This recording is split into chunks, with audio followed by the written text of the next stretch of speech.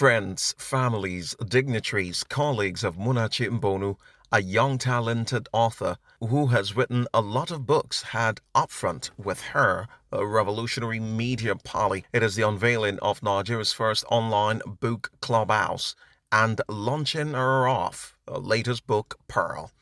Interviewing this young author, she started at a tender age, gathering some stories together, and was finally encouraged by her mother to publish it. Basically, I love reading.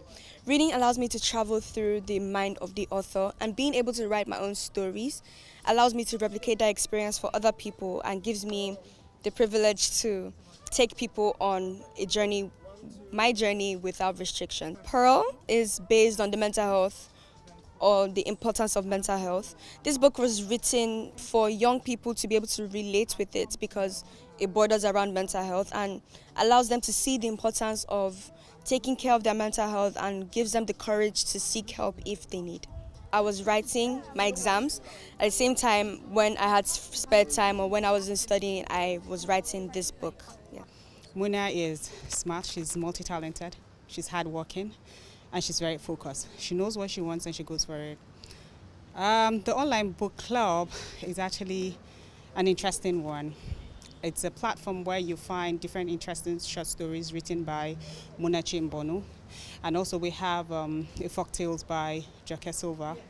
Very interesting, very, very interesting.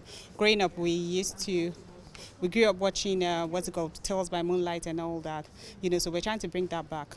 The legendary Silva explained why she gave her full support to see that the new book, Pearl, was successfully accomplished.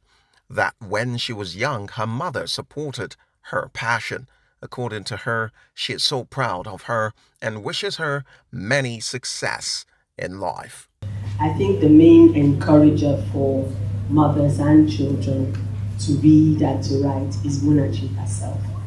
You see a woman who is a young lady who is so poised, who is so articulate, and who is so, this is a young lady who knows how to break down things so that she can take you on the journey, as she said, take you on this journey, and so that you can examine whatever the topic is together.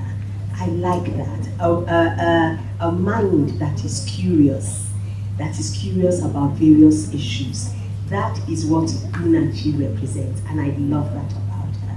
She is such a delightful young woman. I had the honor of interviewing her on television 4 years ago when she had just written another book. And from that moment on, I was impressed to see a young woman who was so focused at the time. She was just 11 at the time.